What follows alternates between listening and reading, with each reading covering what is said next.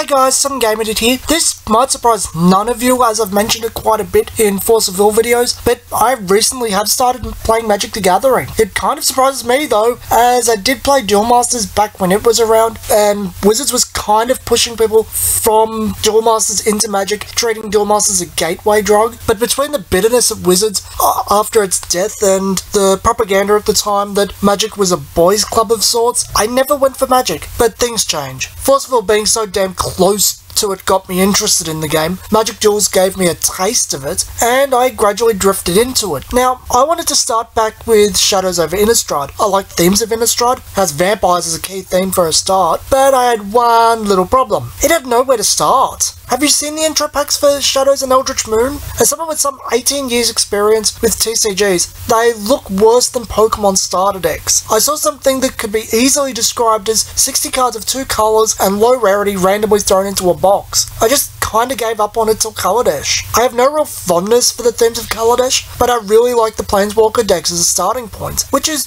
where I started. So, the Planeswalker decks are a bit controversial at the moment. You have the Professor talking about how the Planeswalkers themselves, cards for them, and the decks in their entirety are valueless trash. No better than an intro pack. And the cards that do have value will deflate over time to what really reflects their value as cards, not exclusives. I like the Professor. I've been following his channel since I got interested in Magic, but I think he's looking at them the wrong way. So, what makes his observation the incorrect one? There are a few reasons, and this goes hand in hand with why the Planeswalker decks are good. As I said, the intro packs looked like a bunch of junk thrown across a room. While that may not have always been the case, it sure as hell was when I was looking. Nothing to build towards, no real synergy, and as I said, random stuff thrown into a box. The Planeswalker decks, however, are both built around mechanics, energy and vehicles. With this unifying theme, both decks have something big and a few copies to build towards, and the decks have very few one-offs. Only cards you wouldn't want to see often that have large costs or are situational. The rest of the deck are 2 or 3 ofs for the most part, with one playset. Via this, the decks are ready to see if you like Magic, and by mixing consistency and variance, they allow the player to see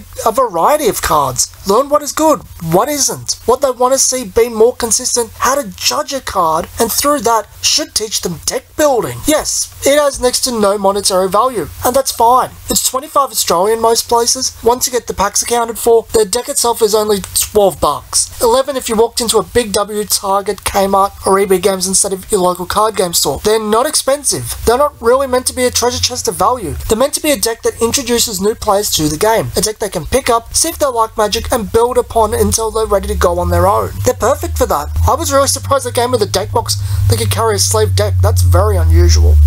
What's my major complaint about them? No rule sheet. They tell you to go play Magic Duels to learn how to play.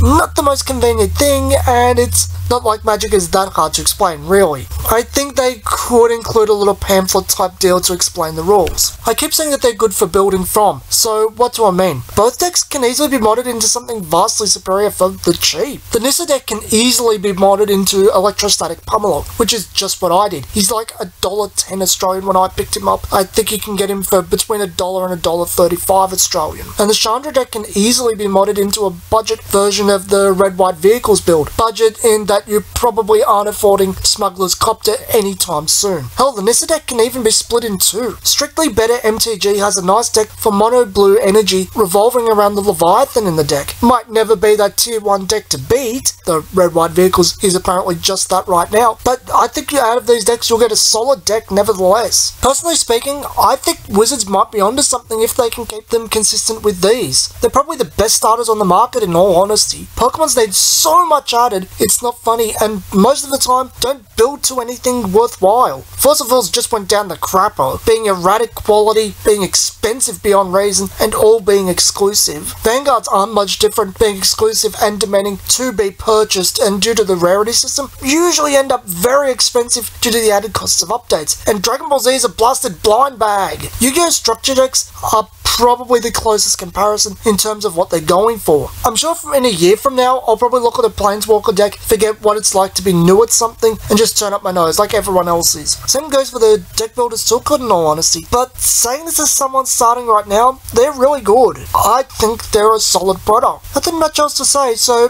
this has been some GamerDid, and I'll see you guys next video.